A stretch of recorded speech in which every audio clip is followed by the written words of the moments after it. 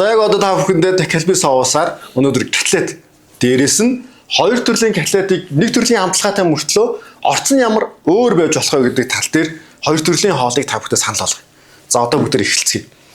За хамгийн түрүүлээ надад юм машинтсан үхрийн мах хэрэгтэй болно. За тэрний дараа бол саримсаа харьлаад гоё бэлтцэн. За шинцай болон бүдүү ногоон сонгоно. За энэ бүгдээрээ маха хамгийн түрүүлээд амтлана. За яншуу бол дараагийн хоолн дээр марууд. Өнөөдрийн хувьд хэм бол бүгдээрээ 7 төрлийн сүмсээрээ 7 өөр хоолны жорыг танилцуулж гадна гоё нарийн ногоонотой хослуулаад бүгдээрээ хоолоо сонголтын гоё ариун болгох юм байна. Орцны хувьд хэм бол үхрийн машинтсан мах, дээрээс нь саримс, өндөг, шинцай, бүдүү ногоон сонгоно. Ерөөсөө л энэ энгийн жороотой. За бүгдээрээ дээрээс нь бас цагаан будаагаа бас хажууд нь бас тавихаар гой тооцож өгсөн бай. За хамгийн гол бас өнөөдрийн сонирхолтой орц юм бол нөгөө нэг бүгдээрээ юм махан амтлаад котлет магаар хийснийхээ дараа гой гааны навчинд ороож идэх юм. Энэ бол бас нэг хоолны гой соёлоос ахуулаад амтны үед маш гой нэмэгддэг нэг тийм чухал зүйл байгаа шүү. За одоо махнуудаа махан амтлая. За махан амтлахдаа саримс болон шинцай бүдүү ногоон сонгож ингэж ирсэн те.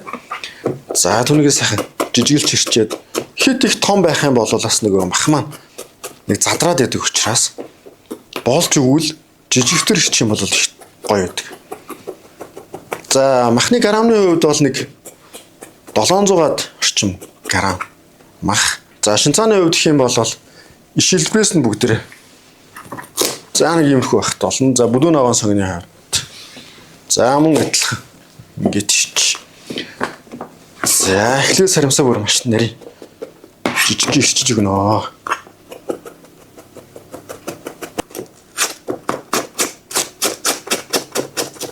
За яг энэ шнэцэл дээр гэх юм уу бид нар нэг амтын нэмхийн тулд юу хийдэг вэ гэхлээр за үндсэн энэ орц ногоонуудыг шарж хийх юм бол маш гоё амт өгдөг. Одоо энгийн шууд хийхээсээ илүүтэйгээр гоё досонд шараад хийчих юм бол амтны хувьд нэг гоё шарсан амт нь түлхүү орж өгдөг учраас баг зэргийн гоё шараад өгчүүлэх гоё болдог.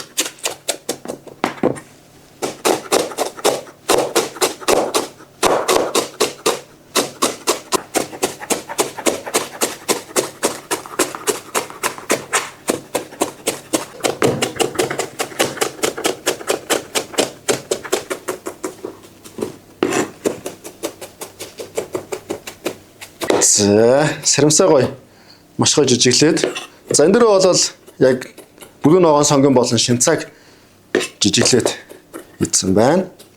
За өнөөдрийн маш сонирхолтой нэг нууц жорыг та бүхэн тайлбарлаж байна. Тэр нь юу гэхээр энэ хүү юу гэдэг яг энэ машинтсан махан дээр ногоонуудаа хийчих юм бол амтны үед ингээ шүүслэг ногоонууд маань ингээ шүүсээ гадагшлуулаад махыг шүүсийн гадагш цуг гадагшлуулаад буцаагаад ингээ хумхаараа их аргу болоод идэг.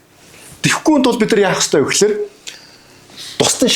дустан шараад ногооны үндсэн шүүсийн гадагшлуулсныхаа дараа махан дээрээ хийчихлээр нөгөө нэг гойш хуурсан шарсан амт нь орж өгснөөр бүр илүү гоё улам тааламжтай амтыг бүрдүүлж өгнө гэсэн үг. Одоо бүгдээрээ шарцгаая.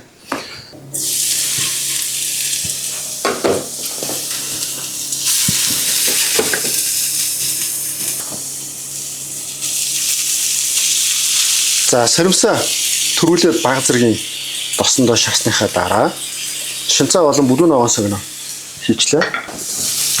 За баг зэргийн гой шарсан амт өгөхийн тулд бүгдээр гой хуураад чүжүүд гой шараад. За өнгөний үед мэдээж нөгөө төрүүлж ирсэн саримсаа нь ингээд гой шаргалтаад за шинцааны үед шинцай бол өөртөө 80% ус агуулдаг ногоо учраас нөгөө нэг машинцсан махан дээр хийчихлээр ус нь ядараад тэгээ бусаад агчих дээрээ босныхаа дараа жоохон аргу болох гэдэг учраас яг энэ үед бүгдээ усын сайхан шүүгээд амтын гой нэмээд өг. За өнөөдрийн үед маш гоё өнөртчих. Хөөе. За нөгөө гой шинцай гой саримс бүдүү ногоон сонгон маань гэдэг гой. Өнгөний үед маш гоё өнгө өгөөд мэдээж шарсан гоё амтыг нэмж өгсөн ба.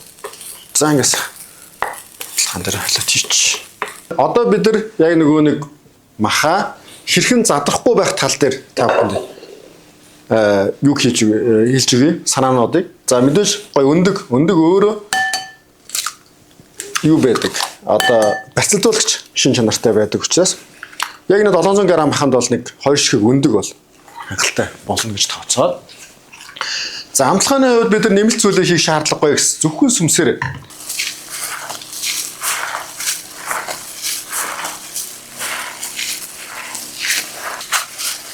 за ингэж байна. За одоо бүгдээрээ яг өөрсдөө гоё хэмжээнүүд гэж байдаг шүү дээ. Бүгд бол арай бага. За бид нар бол арай базрын томорч юм. Хэлбэрийн хувьд ингэж нэг гоё өөр тохиомжтой хэлбэрүүдийг сонгож аваад гоё ингэж каталч гэдэг юм. Гоё ингэ порцч гэсэн үг. Хэлбэрийн хувьд нэг юм шүү. Мэдээж мах маань нэг тодорхой хэмжээгээр агшина. Тийм болохоор зузааны хувьд нэг юм хөө байхад болно гэсэн үг.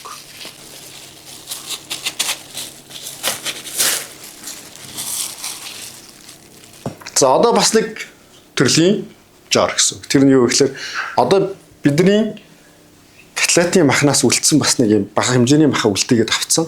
Тэрэн дээр арай сонирхолтой байдлаар бүгдээ донд нь гоё мөг хийцэг. Мөг. За энэ бол king мөг гэж ярьдаг. За үнийг гоё юм нарийнхан хэрчээд гоё мөг бүрнэ гэсэн. За өн дээр бол баг зэргийн хэрэгсүүд болоод юу гаргаж өгч болно. За мөгөн дээр гоё тийм ширээсүүдийг ингээ гаргацсан. За одоо аган дээр ирээ. Яг мөгнийхээ дунтлын хэсгийг нэдүүлээ гоё махаараа бүрнэ гэсэн. Зөндөр бол маш нэмгэнийг тавиад мөгөө дээрээс нь тавилаа. Дээрээс нь дахиад махаараа гоё бүрээд.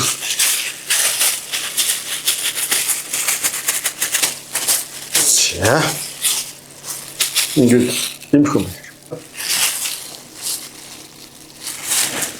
За үнцэн маха бэлэн болгоцсон. За одоо бүгдээрээ шахшууганд эзгээ шахшууганд хийхээ өмнө градусаа мэдээж тохируулсан байх хэвээр. 200 градусд бүгдээрээ нэг 18-аас 20 минут хийхэд маш гоё болно гэсэн. За одоо бүгдээрээ гоё соусаа дээр нь гоё түрхээд. За маха болохынхаа өмнө бол бүгдээрээ нэг 18 минут орчим гэж ярьсан шүү дээ. Тийм болохоор нэг 12-оос 13 минутын дараа нэг онгоолгоод махан дээрээ гоё тавиад тэгээд ямны албаар гоё жигэд хараагаад өгч. Одоо ингээд нэг 4 минут орчим бич. Тэгээд ерөнхийдөө болчихно гэсэн. Оба. За гоё болцсон байна. За одоо бүгдээ тавгалцгаана. За хоёр төрлөөр тавгалж байгаа. Тэрний юу гэхээр та бүгдийн ямар сонголт байж болно? Өөртөө сонирхолтой гоё нэг талд нь будаа тавих юм уу, хоёр талд нь будаа тавих юм уу, тойрог хэлбэрээр байх юм гэдэг энэ ерөөхдөө санаа шүү.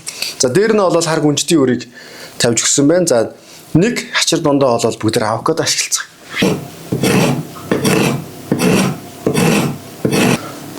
За гарын авч байгаа доор нь суур болгоод ингээд тавьдаг. За дээрээс нь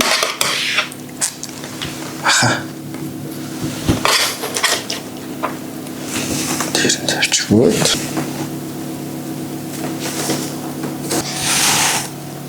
за мөгтөг гоё таарсан байгаа хэлбэртэй дээр нь гоё тавьдаг.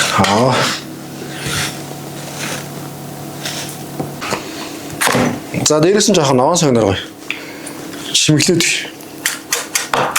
За хүн дээр баазрын жоохон грис боёо гоё грин ногооныг тавьж чимэлж өгч болно. За мөөгтөө дээрээ гоё новон сон. За ингээ будаан дээр нь ганц нэг юм төгсөн болно. За өнөөдөр калби соосоор хоёр төрлийн гоё хаал хийсэн. За нэг нь мөөгтөө болол нэг нь энгийн жортой. За дээрэс нь бол ямар нэгэн төрлийн давс болоо бус төрлийн амтлагч хийгээгүй. Зөвхөн юм калби соосоор амтлагч хийсэн. Та бүхэн маань гэртээ гоё туршиж хийж үзээрэй. За хоол маань гоё бэлэн болсон. За одоо бүгдээ амсцгаа. За маш гоё зөөлхөн байна. Хэрчтэй гоё зөөлөн мэдэгдэж байна. Ямар ч амтлагч хийгээгүй. Тэгсэн мөртлөө яг энэ калби маань Үнэхээр гоё хамтдаж байна. Та бүхэн дагаад хийчихээрэй.